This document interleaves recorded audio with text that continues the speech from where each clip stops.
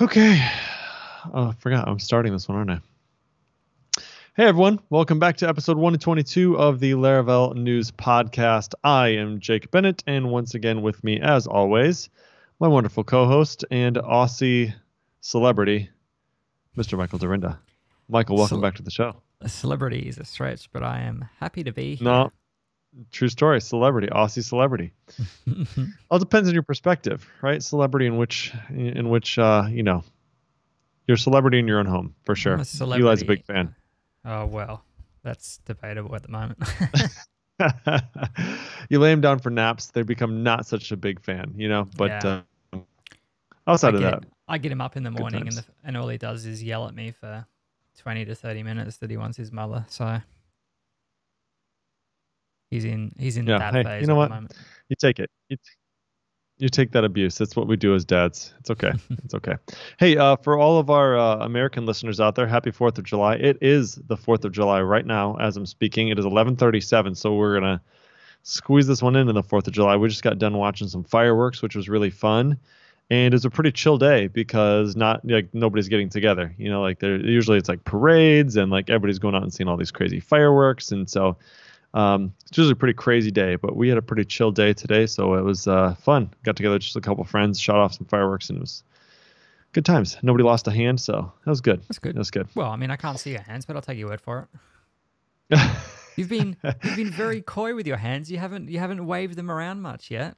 Oh, there they are. I've got all my fingers, all my digits, so we're good. We did shoot off some fireworks the other night, though, and one of the boxes tipped over. Oh no. Started shooting fireworks into the lawn. No. Thankfully it wasn't like towards the kids or anything, but it was fun. Yes, indeed. Well, hey, we've got some release, actually just one release, and then we've got some news, some packages, and some tutorials as promised. So let's start out with releases. Michael, you had to dig a little bit to find this one. We're on 7.18. What do we got? Yeah, we had to dig. I guess Paul had a bit of a break this cycle, but Laravel 7.18 was released a few days ago here, and this was mostly just a few little bug fixes, reversions to some small changes, so nothing huge or groundbreaking here. We had an update to the exist property after a pivot delete. We're not even going to go into heaps of detail because we don't have much to go by, so we're going to hit the cliff notes. So we had to update exist property after a pivot delete in your models to make sure that you're not referencing old or stale data. We have the ability now to make the component attribute bag macroable. There was a new filter where starts with and get first that starts with method added to the component attribute bag. There's a new toQuery collection method to generate a builder instance. And a new add every 2, 3, 4 minutes methods were added to Laravel's scheduler. So I don't know that I can even include a link. We'll include a link to the changes as per the pull requests that were merged into this release. There is some cool stuff coming up for us in the new next release that'll be out on Tuesday. So we'll see how that goes when that hits our composers on Tuesday. Yeah, sounds good. Following that, we've got some news. So I know that you were probably aware of this, but there was this comment on Twitter. I think it was last week. Don't remember. Do you remember the name of the guy? I think it was like the author of Xdebug, wasn't it? It was the author of the project, yeah. Yeah. And so he basically, in so many words, I don't want to quote him. I don't want to misquote him. But basically what it came down to is he said people who aren't using Xdebug are amateurs. And so there was this whole backlash of everybody like, oh, I guess I'm an amateur kind of thing, right? And a lot of people who were maybe talking about how Xdebug can be sort of difficult to set up sometimes. And so there's actually been a lot of, there was some complaining for a while, but then I feel like we took a turn for the better, maybe led by one of our good friends and members of the community, Matt Stauffer. So he reached out and said, hey, I'd love to set up a time to kind of stream with you and see how you set up Xdebug and what's the easiest way to do this. And then there's a lot of other people who kind of came out of the woodwork and said, well, I actually made a tool for this, or there's this cool thing you can do over here, and that makes it really easy to set up. So one of those things that came out of this was this Xdebug Toggler app for Mac OS. So this allows you to toggle Xdebug off through an icon in your menu bar, which is pretty dang convenient. Mm-hmm. The reason why you might want to do that is because Xdebug can really slow down your performance. And so if you don't want to be using Xdebug, it's nice to be able to disable it quickly. In fact, when you run Composer, sometimes it says Xdebug is enabled. This might take longer than expected, kind of thing, right? So you can just look up in your menu bar, and it will tell you whether it's running or not, whether it's on or off, and then you can just quickly toggle it on and off. It also allows you to configure the location of your Xdebug INI file, configure other Xdebug INI options, and it gives you the ability to automatically restart PHP or like MySQL, things like that, when you toggle Xdebug. So it's a really simple install. You can do it via Homebrew, or you can just download the DMG file from the project. And it's on GitHub, so it's open source. You can check it out. We'll put that in the show notes. I'm really excited to try that out, actually. We had a nasty bug that we ran into on Friday this last week. And Wilbur Powery and I were both like, time to install Xdebug. Because we literally had to step through, oh my word, it was ridiculous. Yeah. We had to step through so much crap. And we're putting DDs everywhere. So Xdebug would have actually been really handy in that case. So yeah, I think there's been some good discussions about this, and happy that it's kind of been a good outcome. Mm-hmm. Yeah, I had to install, well, I actually had to use Xdebug. I had it installed, but always disabled, because our test suite that normally takes like 30 seconds to run with Xdebug turned off. When we turn Xdebug on, it takes something like 5.5 minutes. So wow, yeah. It's good if you actually want to profile and you want to do code coverage reports and things like that, or if you're actively using it for debugging. But this Xdebugger, what was it called? Xdebug Toggler. Is a nice easy way. It's just up there in your menu bar. I've got a alias from friend of the show, Jose, from Titan, which just modifies the php.ini file to add and remove Xdebug from a command line alias. So that's really helpful. Nice. But I had to dig in and use Xdebug to profile an issue I was having with a test that had randomly started failing because we're making an assertion against something, and it turned out there was a factory after creating state method. Oh, yeah. So we were creating a record, and then after we created a record in that state, we would then, we would raise it, we would fire an event, which would cause an update, which was causing obviously the test to fail. So it wasn't anything to do with the code that was wrong and, that had broken. It was the factory itself, and using Xdebug pinpointed that for me, and it was not immediately clear because I wasn't reading the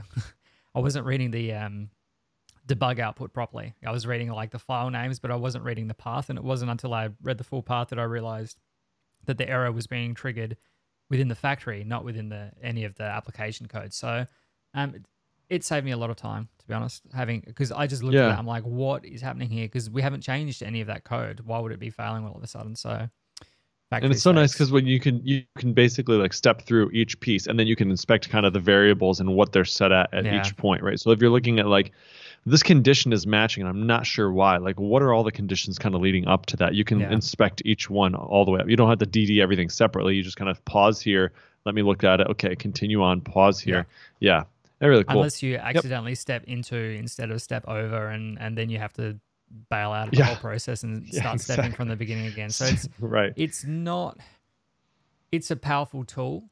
And look, I don't think using it or not using it makes you an amateur or a professional by any stretch, but certainly it's not the most developer friendly tool. It's certainly a powerful tool, but it's not necessarily the easiest thing to use. So it'll be interesting to see what happens. Derek had said in a live stream that he did with Matt Stauffer that we can link up in the show notes, that part of the push for the next version, the next major version of Xdebug, is to really hone in on the documentation and sort things out there. So we'll see what happens over the next couple of months. I think that's slated to release around the time PHP 8 comes out at the end of the year. So we'll see how that tracks. Very cool. Sounds good. That was a little divergence. So the next thing we've got here is Table Icons, which is a set of over 500 free MIT licensed SVG icons that you can use in your own web projects. You can add the table icons to your project via an NPM module, or you can paste the SVG code for each icon directly into the HTML. There's also a sprite sheet if that's something that you want to do, and then you can reference icons out of the sprite. And you can also change you can use different variants of icons by using the CSS stroke width property. So you can go from a quite thin to a quite thick stroke on the icons if you need to change it based on your application. It's something definitely that you can check out.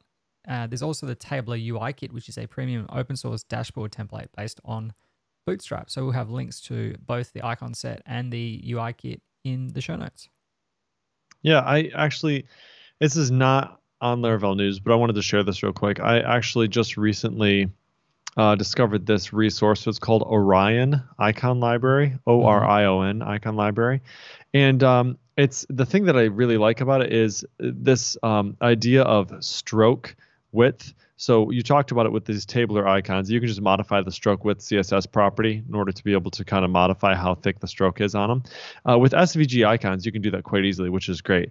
But a lot of times that's the difference between a set of icons looking like they all belong together and a set of icons looking like they're just completely disparate from different sets, right? And sometimes you kind of have to do that. Like you need an icon for a specific thing and you can't really find it, and you kind of got to, look at a couple different places. And so this Orion icon library allows you to modify the weight of the stroke and then also the ends. So like, is it a straight end or is it like a rounded end or whatever? And it's actually, they have a free plan, and then I think you also have a paid plan as well, but it's pretty reasonable. But we've been using it this last month and I really enjoyed it. So I thought I'd just pass that along. It's they've got a lot of icons out there. So that was pretty cool. 6,014 of them to be precise. Yeah. And it's like, sometimes when you buy these icon sets, it's like, $100 or $120. And it's, like I don't always know if I'm going to like it or whatever. So this one, it's like I think $10 or something like that, $10 a month. And so we tried it out, grabbed a couple icons we needed, and I think we might end up staying subscribed to it because it looks like it's got quite a few that we might use in the future.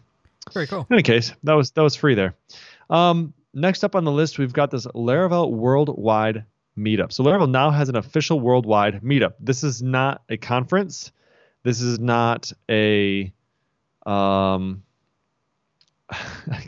like an online talk thing. I'm just trying to make sure that everybody understands. Like we have Laracon Online in the spring, and then we're going to be having Laracon Online again, which we would normally have at a location, or Laracon US is what you'd normally have like at a location.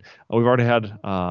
We're going to be having that. This is a Laravel Worldwide Meetup, so it is still electronic, but it's going to be happening on July 14th at 18 UTC. So the speakers will be Mohammed Syed and Joseph Silber. These are both obviously big contributors to the framework and the community. Mohammed being Laravel employee number 1, and Joseph Silber being a very long time community member. I think he's been around.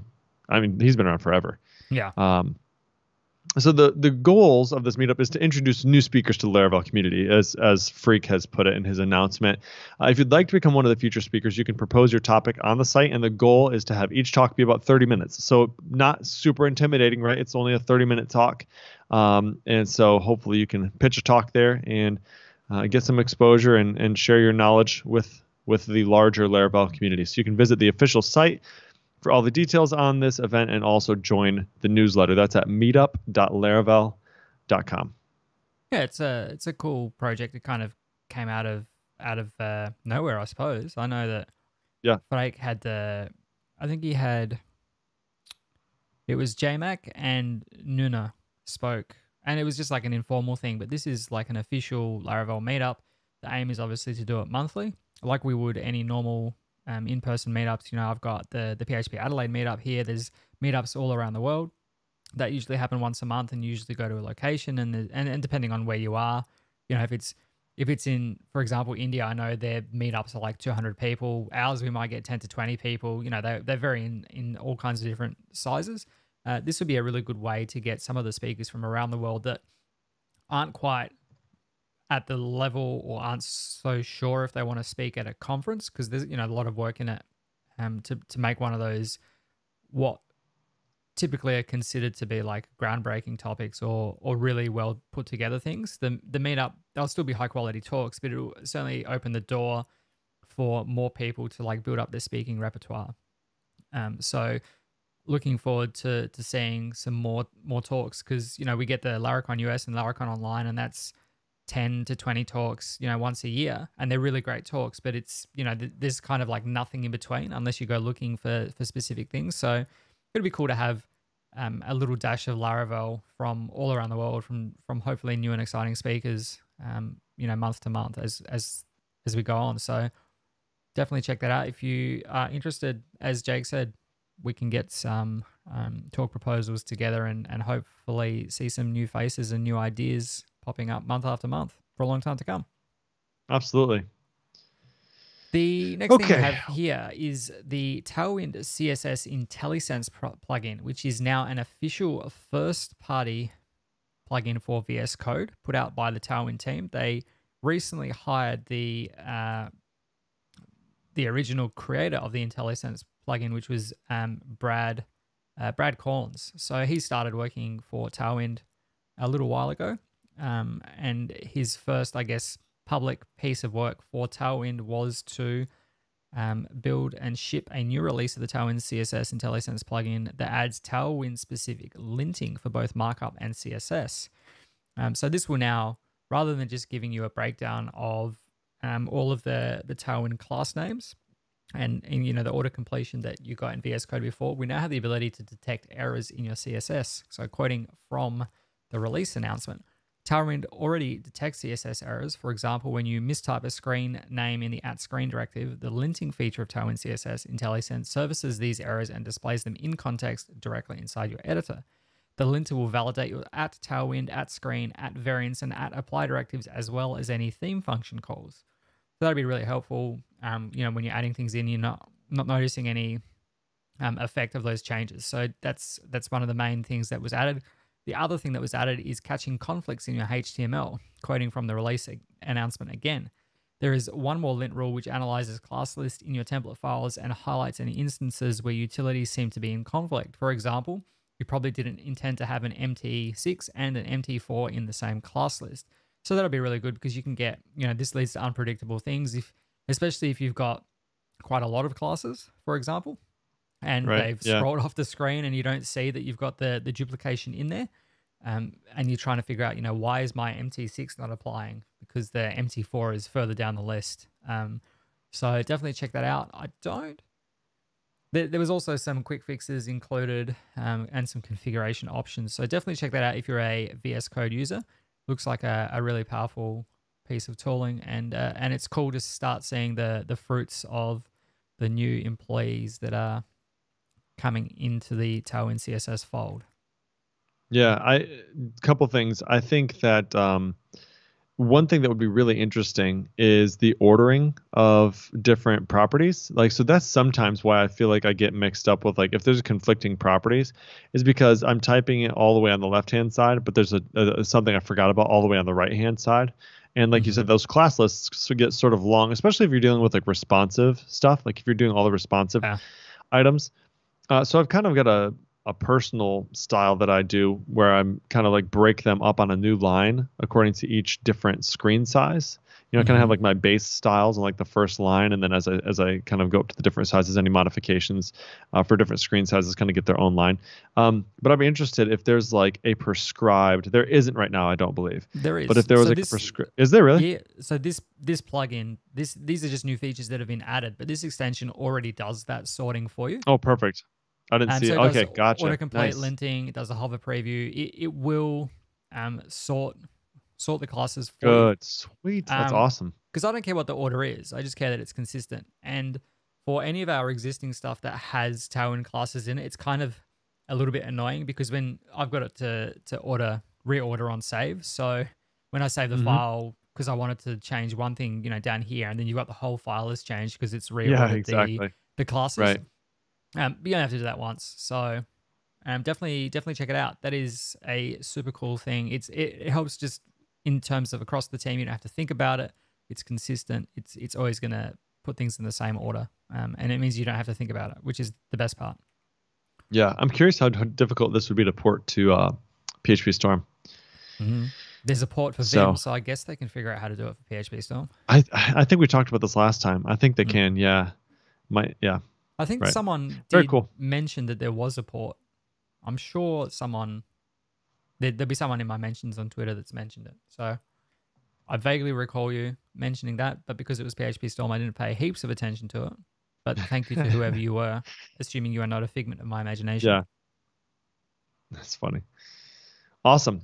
Okay, we also have some packages we'd like to talk about. The first one on the top of the list here is Guzzle 7. So the popular Guzzle HTTP client reached version 7 last week with the exciting news that most users, that is 95% of users, should be able to upgrade without any modification to their code. So this release is focused on increasing the minimum supported PHP version and also introducing new language features that are found in PHP 7. So sort of any people who are hanging around on older PHP versions, those are the people who might have a little bit of a difficult time upgrading to this new release of Guzzle.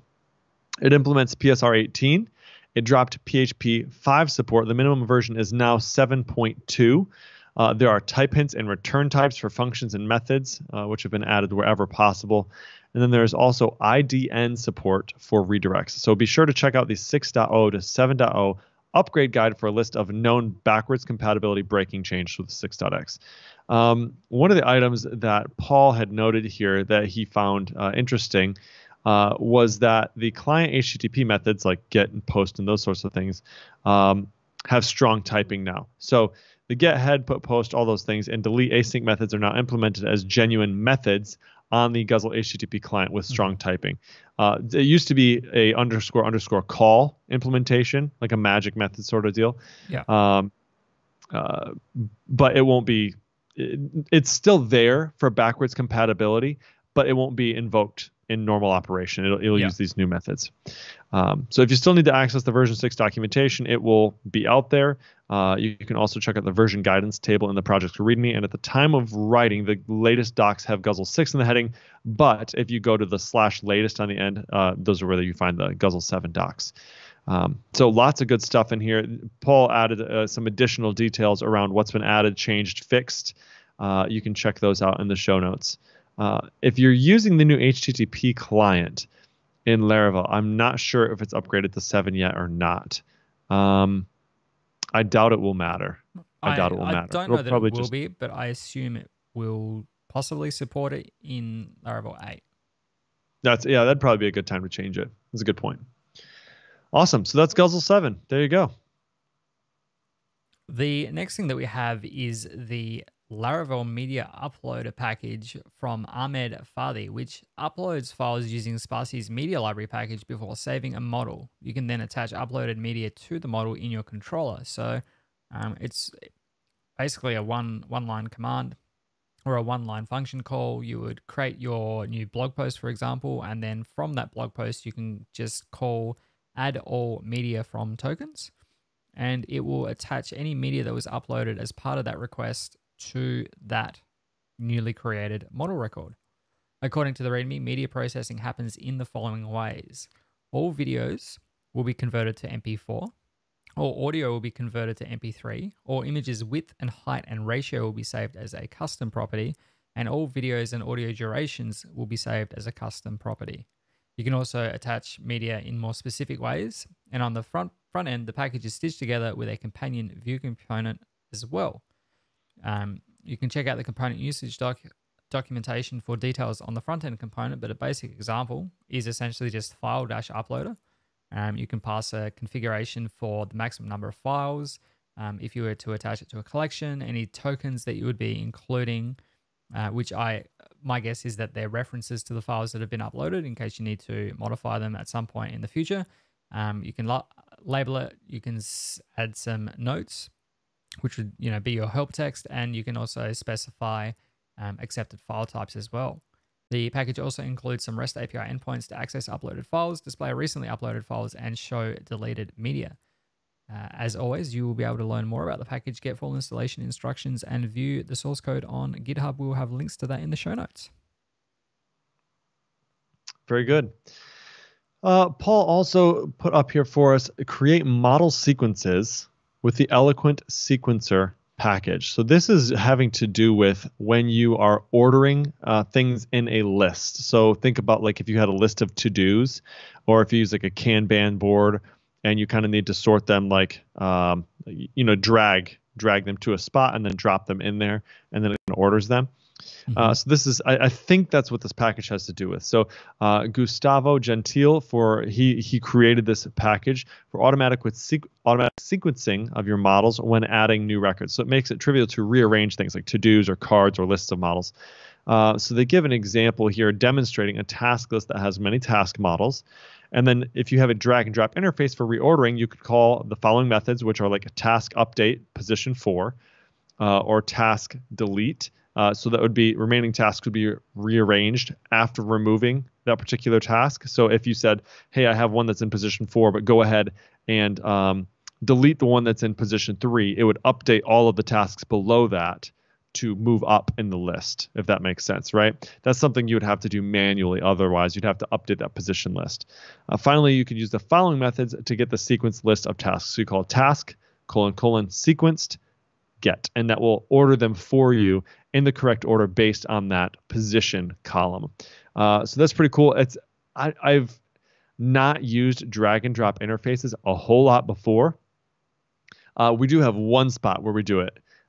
Maybe two, but these are sort of things that you have to think about yourself or discover on your own once you've made one of these interfaces. The delete one is an interesting one, right?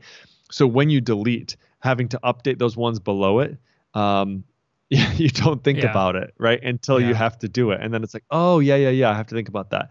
So if you have something that you're doing these sort of orderings of, this would be a really helpful package for you to take a look at. If nothing else, just to kind of recognize what are some items you might need to think about when you're building that, even if you don't use the package itself. But yeah, definitely check that out. It's a cool one. Definitely. The next one we have here is a package that I'm aware of. And I don't know if we've spoken about it on this podcast before, but it is Laravel Factories Reloaded, and it is a package by Christoph Wampel that generates class-based model factories that you can use instead of the factory files that Laravel provides. I think also the 20% time podcast from the folks over at Titan, they spoke with John Bonn. I know his name, John Bonner. I think it's Bonacorso. Sorry, John. They spoke a bit about using the class-based approach for model factories. And some of the main benefits of using class-based factories is that you can use features that you already know from the Laravel factory. So you can create, make, use the times method, the states. You can automatically create new class factories for a specific model or all of your models. You can automatically import defined default data and states from your Laravel factories and a lot more. But what is the benefit of using class-based factories specifically? They give you much more flexibility on how to create your model instances. They make your tests much cleaner because you can hide complex preparations inside the class, and they provide IDE auto-completion, which you don't have with the factories themselves because it's sort of closure-based, arbitrarily named states and things like that. The class-based approach is really nice, and I think, if I'm not mistaken, we're going to see something like this in Laravel 8. Or I could be making that up, but I'm pretty sure there's something along those lines coming in Laravel 8. And being able to do things in factories themselves and having a class to contain the factory means that you don't necessarily have to use seeders. I know that David Hemphill has spoken about that in the past. He spoke about that at Laracon AU a couple of years ago, and using the seeders to have descriptive names for setting up certain parts of your typically your test suite. So this is another interesting approach from Christoph. So we thank you for the package. There will be links, of course, in the show notes. Very nice. Okay, we have a couple tutorials out here. This first one might be like, they're sort of like tutorial / packages, I suppose you could say. But we have one called Simplifying Installing and Updating Your App with Laravel Executor. So Laravel Executor is a package by Ash Allen. And what it does is it simplifies running code and commands when installing or updating your web application. So it provides an executor set of classes that you can run from the artisan command line. So a basic example is maybe running the following command after pulling the latest version of a project from a repo. So you pull down, and then what you could say is this class would, in an executor, in a run method that extends an executor class, you could say something like run composer install, run artisan migrate, run artisan cache clear, and then send a completed notification to the desktop. So you could simply execute that by running PHP artisan executor app update or whatever you named it. And the class names in this case, in that the one we just described, the class name is app update, and it would be app dash update in the command line. You wouldn't have to write a new command for it. It just kind of figures out what you would need to run that. So that's really handy, especially if you have a team of people and you've kind of centralized around a particular thing that you need to do when you pull down a repo. We actually had to write something similar like this for ourselves, and we kind of struggled to come up with a convention, like what do we call it, how do we do it, and you have to kind of write this whole thing yourself, right? What is it that you're doing? Do you do it through Composer? Do you have like a script that you run after install? Like, there's just a bunch of different paths, right, that you could use. So obviously this introduces an external dependency, but it also makes the syntax really, really nice. So there's a visual example here in the blog post. You can also, if you have a scenario where you want to manually run an executor, you can do it outside of the command line as well. So you can just say new, like you could just new up app install or app update or whatever, and then run, arrow run. And so you can, whether it's for a test or whether it's for you want to do it inside some other script or class that you're calling, you could do that as well. So you might even be able to like chain together. Maybe you'd have one that chains together multiple others that you could have. So like if you had one that was, if you're getting just started, or if you have like a list of things that need to happen and you wanted to kind of package those all into one, you could do it that way. So anyway, it looks really interesting. I read through this last week and thought that this could be something that we could use on our team, especially when you have like a new developer coming on the team. It's things that you haven't thought about before because you kind of built, like for us, we built these applications together, so all of our environments are kind of like on the same page. But when you bring someone in who's not done any of it before, they're setting things up for the first time, there's a lot of these scripts that you kind of have to just know, and if it's not somewhere in the code base that you can just run this command, you've got to build that somehow. So this is a really interesting way to do that. Yep, definitely. And as I'm returning to the office this week, so I'm going to leave my iMac at home and I'm going to take my laptop to and from the office when I do that. And so setting that all up and getting even the projects that I built and know how they work, getting them up and running has led to some errors. Yeah. So something like this would definitely be simpler. We've got like bash scripts that just execute a bunch of commands, but keeping everything inside of Laravel and in PHP and just keeping it consistent is a really nice way of going about it as well. So definitely check that out if onboarding and reproducing, even if you're deploying to like user acceptance testing environments and staging environments and things like that, being able to just run a command that gets everything set up and running. And if you wanted to spin up, specific scenarios, it needs to have a user account in this state and things like that. You could definitely use something like this to handle that for you rather than concocting, seeders or database factories or hand-rolled shell scripts. So definitely check that out.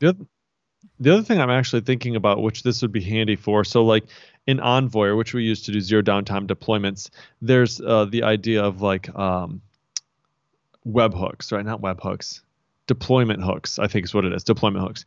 So you have like pre-install, like post-install, and then you have pre-deploy, post. Anyway, there's like a list of like 8 of them, right? So at different steps in the deployment process, what do you do? And right now, the way that sort of works is you just kind of have these one-off setups that live in Envoyer, and you kind of define them. And one of the things that they noticed is people want to do these things common between. So like maybe you want to migrate the database, maybe you want to cache your gig, maybe you want to do Horizon terminate or queue restart based on like what kind of queue worker you're using, or in our case, you want to release a new Sentry. You want to push a new Sentry release up Sentry to let them know. Yeah, exactly. A couple of different things like that.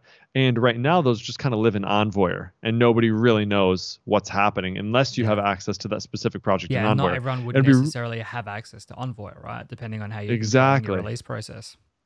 Exactly. And so it would actually be really nice if we had something that was called like, if we just knew that we had one said app post update or app post deploy or something, and that would just run this set of things that need to happen that way. the knowledge isn't contained in Envoy, it's actually in version control. You can see it. Yeah. See it in there. That'd be pretty cool. Beautiful. Yeah, awesome. All right, we got one more thing here. We've got one more thing. This is a tutorial from Alex Pestel, and it is about using Sanctum to authenticate a React single-page application. Being that it is a tutorial, I won't read it out because there's quite a bit to it. Alex has done a good job by the looks of things in getting this set up, but he talks about getting your backend set up. He talks about setting up the front end and what the SPA scaffolding needs to look like. He talks about digression on cross-origin requests and CSRF tokens and things like that.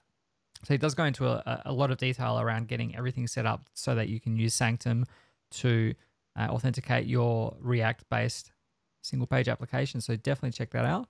And thanks to Alex for a wonderfully in-depth article. Awesome. Well, hey, I think that about wraps us up for episode 122 today. Any final words, my friend? I have nothing. I'm looking forward to getting back to the gym. I haven't been for 3 months, so this week, oh man, it'll be me. Everything's gonna be sore. Me too. Looking back to that gym life, yeah, man. Yeah, I'm a gym rat. No, not true. Not true. I wish I was. Wish I was a gym rat. Someday. Life goals. Okay, everyone. Thanks so much for listening to episode 122. If you would like to find show notes for this episode, you can find them at podcast.laravel-news.com/122. If you want to talk to us about anything we had on the show, anything we got wrong, or if you just want to say hey, reach out to us on Twitter at Michael Dorinda, at Jacob Bennett, or at Laravel News. And of course, if you really liked the show, we would be so appreciative if you would share it with your friends every time we have an episode come out. We have a tweet. If you retweet that, or the other thing you can do is give us 5 stars in your podcatcher of choice. That'd be amazing. We really appreciate all of you who are listening. Hope you had a wonderful day today for all of you Americans out there, July 4th. And for the rest of you, hope you had a great July 4th too. You count as well. absolutely. Absolutely. All right, everybody. Thanks so much. We'll see you in a couple weeks. See you. Bye. Bye.